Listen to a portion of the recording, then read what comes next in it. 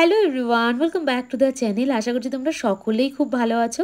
Last ব্লগটা আমি শেষ করেছিলাম শিলিগুড়িতে বাস থেকে নেমে সুমোতে ওঠার পর, আর সেখান থেকে আজকের ব্লগটা আবার শুরু করছি।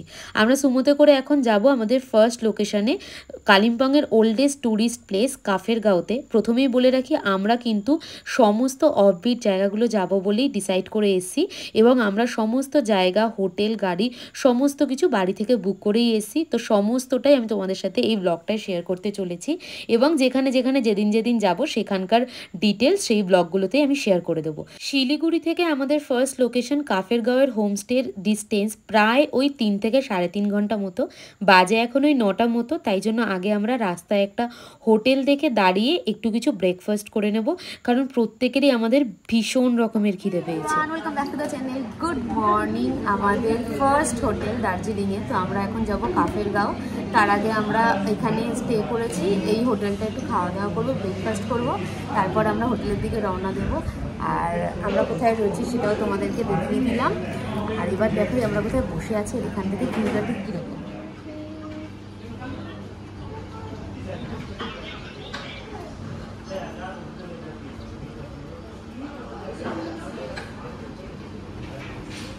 এটা আমাদের ফার্স্ট খাবার চলে এসছে, বাবার আর মেয়ের।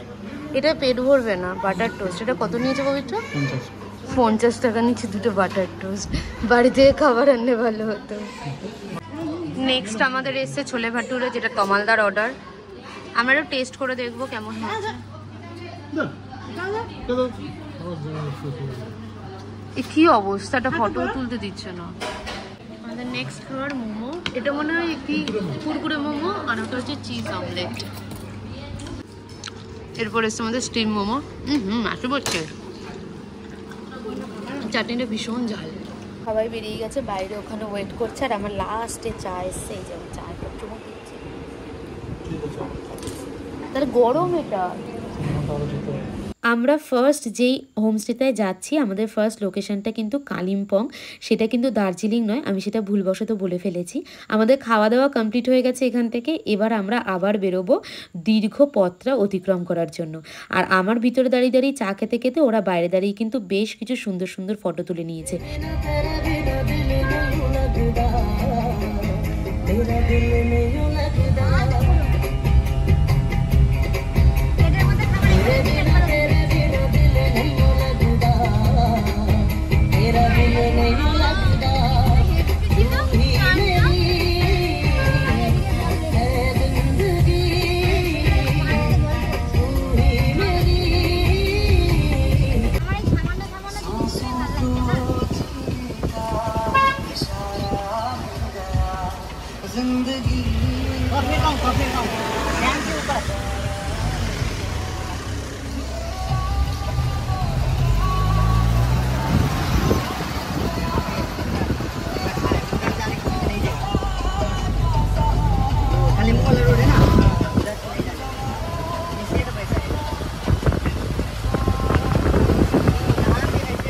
ইচ্ছে করছে সমস্তটাই শেয়ার করতে, কিন্তু পুরোটা শেয়ার করা সম্ভব নয়, কারণ এই রাস্তাটা প্রায় 3 থেকে 3.5 ঘন্টার। এবার অত বড় একটা ভিডিও করতে গেলে সেটা তো কোনোভাবেই পসিবল হবে না। তবে যতটা পারবো আমি ভেবেছি তোমাদের সাথে কিন্তু শেয়ার করব। এইখানকার যে ন্যাচারাল বিউটিটা, এই বিউটিটা হয়তো যে এইখানে এসে উপভোগ করতে পারবে সেই বুঝতে পারবে, শুধুমাত্র ভিডিওতে দেখে কিন্তু এটা বোঝা সম্ভবই নয়।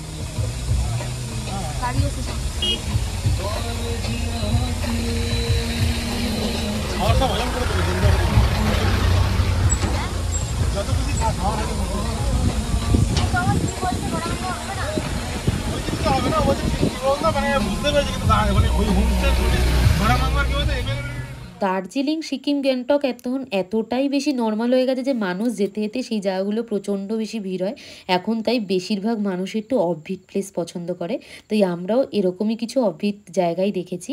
আর সেখানেরই ফার্স্ট লোকেশন আমরা যাচ্ছি কাফেরগাঁও। আর এইখান থেকে এইটুকুনি যাওয়ার মধ্যে আমরা এত সুন্দর প্রাকৃতিক সৌন্দর্য উপভোগ করতে পারছি, সে তোমাদেরকে বলে বোঝানোর নয়।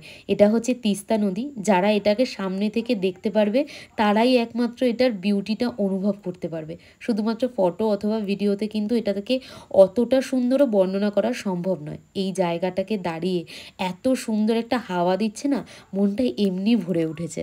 এটা হচ্ছে একটা আর্মি বেসের কিছু একটা ড্যাম, যেখানে ফটো তোলা স্ট্রিক্টলি নিষিদ্ধ। মানে যখন আমরা ওটার মধ্যে এন্টার করব সেখানে কিন্তু ফটো তোলা একদমই নিষিদ্ধ। তাই জন্য সেইখানে গিয়ে আর কোনো ফটো তোলা যাবে না বলে ড্রাইভার দাদা আমাদেরকে বললো দূর থেকেই সুন্দর করে একটুখানি যতটা পারো ভিডিও নিয়ে নাও, কারণ ভিতরে গেলে কিন্তু আর কোনোভাবে ফটো তুলতে পারবে না। আর যদি কোনোভাবে ফটো তুলতে গিয়ে ধরা পড়ো তাহলে কিন্তু প্রচুর পানিশমেন্ট দেবে ওরা।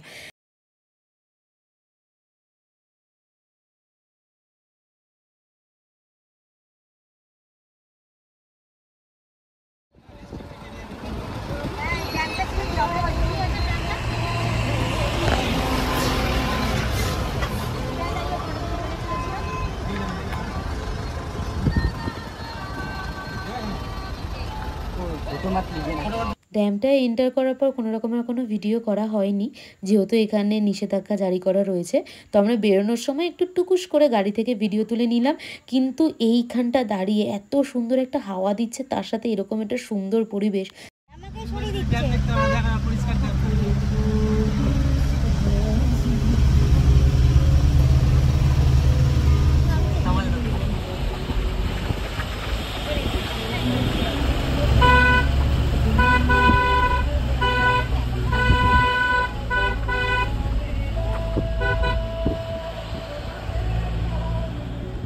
আমরা যে লোকেশনটায় যাচ্ছি মানে কাফেরগাঁওতে যাওয়ার কিন্তু অন্য একটা রাস্তা রয়েছে।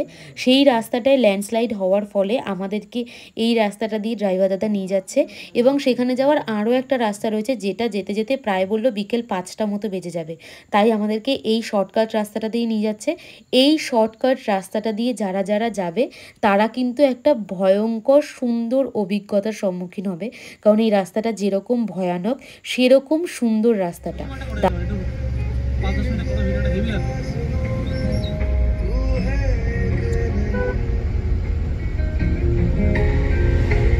ये थोड़ा समझदार है। বর্ষাকালে এর থেকে ভালো, শীতকালে মানে আরো বেশি কুয়াশা থাকে। না না, শীতকালে কুয়াশা থাকে না, এটা তো বর্ষার কুয়া, মেঘ তো, এটা কুয়াশা না। তো কুয়াশা হলে তো শ্বাসকষ্ট হতো, বুঝলি? এটা কুয়াশা না, এটা মেঘ। We are in view point. এটা ভিউ পয়েন্ট তো, এই তো এটা ভিউ পয়েন্ট। আর এতক্ষণ আমরা আমার বুকটা রীতিমতো ধুকপুক করছিল। আমরা এমন রাস্তা দিয়ে আসছিলাম, মানে আমরা একদম উপরের পাহাড়ে চলে এসেছি, এত ভয় লাগছিল জায়গাটা দিয়ে আসতে।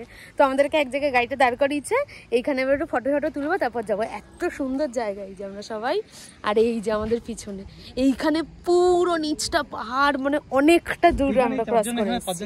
হ্যাঁ, আমরা এখানে একটু ফটো তুলবো।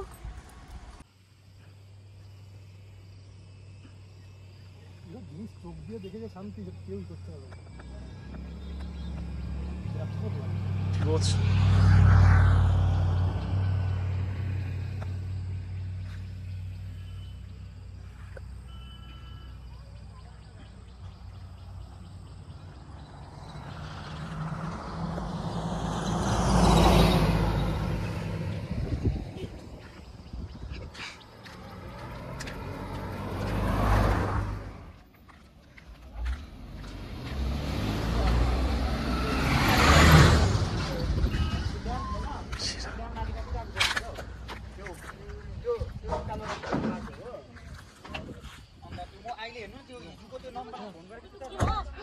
ফার্স্টে আমরা ভেবেছিলাম এটা হয়তো আমরা কুয়াশার মধ্যে দিয়ে যাচ্ছি, পরে আমাদের কাছে ধারণাটা ক্লিয়ার হচ্ছে আস্তে আস্তে যে এটা মোটেই কুয়াশা নয়, এটা একদম পুরো মেঘে ঢাকা।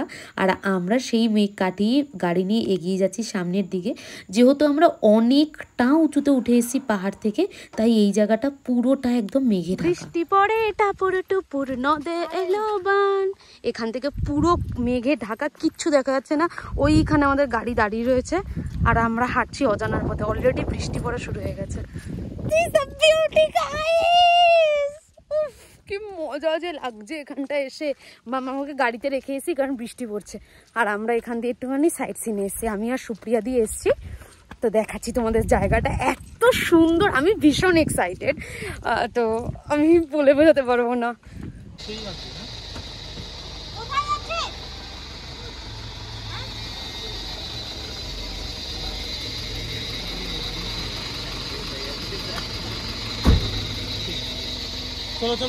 তো আমরা চলে এসেছি এখন হোটেলে, এখন বাজে হচ্ছে 1:15, অনেকক্ষণ পর গিয়ে আমরা ফাইনালি আসলাম।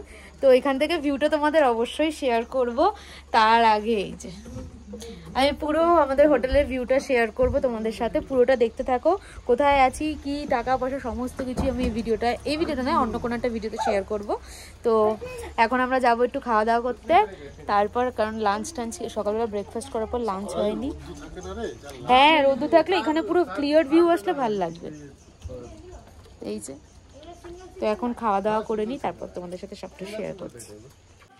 আমরা স্নান টান করে এখন এসেছি নিচে খেতে, ভিউটা তোমাদের সাথে পরে শেয়ার করছি। আগে খাওয়া দাওয়া করে নি, ভীষণ খিদা পেয়েছে। আর কি কি খাবার দিচ্ছে দেখাচ্ছি।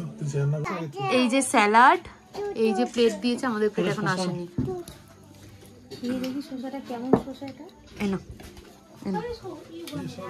বড় বড় শসা, এই যে আমরা সবাই এখন এখানে বসেছি খেতে, মামাও খাচ্ছে শসা।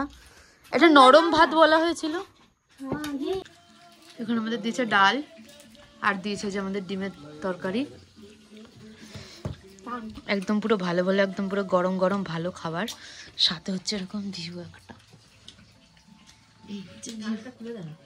কি দারুণ লাগছে এখান থেকে দেখতে, অসাধারণ পরিবেশ একদম। ये भी है, ये है পামকিন কা, এই লঙ্কা নিচ্ছে। আমরা আছি এই হোমস্টেটা, এইটা আমাদের হোমস্টে।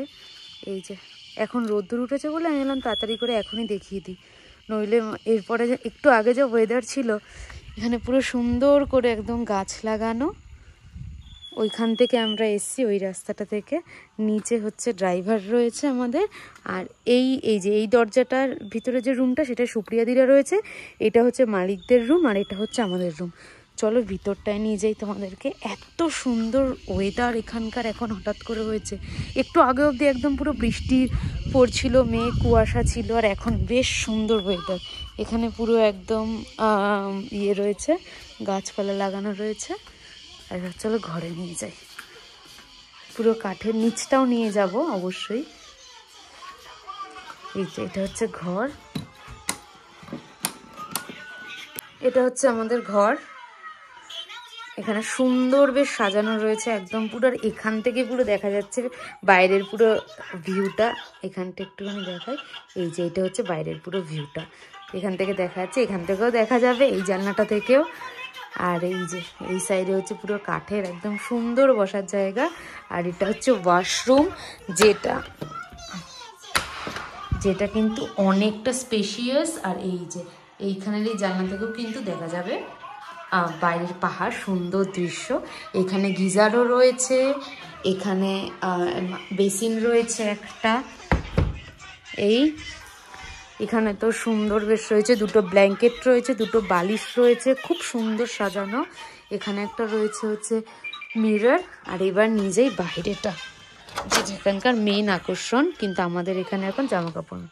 এই যে এটা হচ্ছে আমাদের রুম থেকে ভিউ, সুন্দর মানে এত সুন্দর। এই যে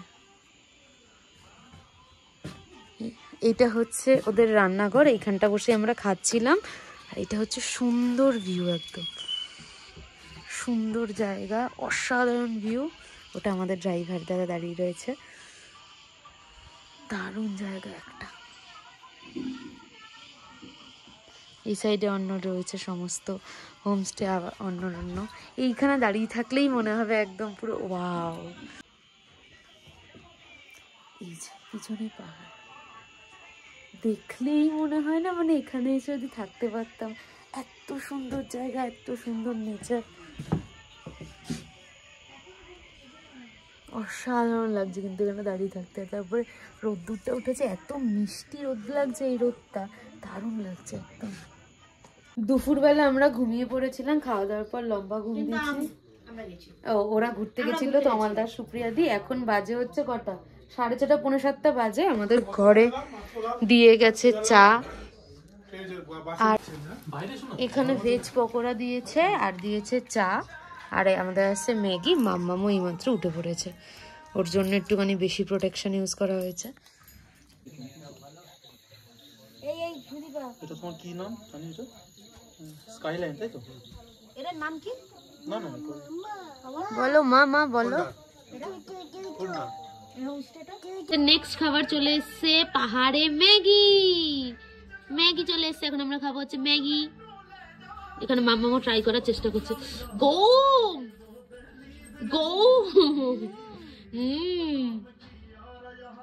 মাম্মা গম।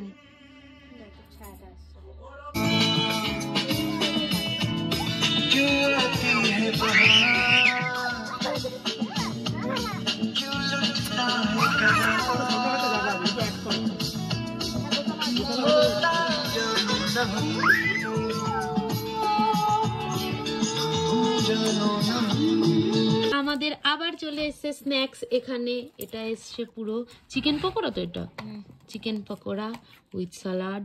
শশাগুলো এখানকার সাইজগুলো একটু দেখো, হিপ্পি বড় বড় শশাগুলো, কিন্তু এমন কিছু খারাপও খেতে না, ভালো খেতে।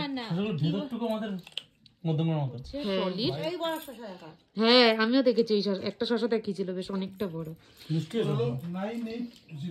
আমরা রয়েছি হচ্ছে কাফেরগাঁওয়ের ইয়ন জোনস হোমস্টেতে, যেটার কন্ট্যাক্ট নাম্বার আমি তোমাদের সাথে অবশ্যই শেয়ার করে দেবো তোমরা চাইলে।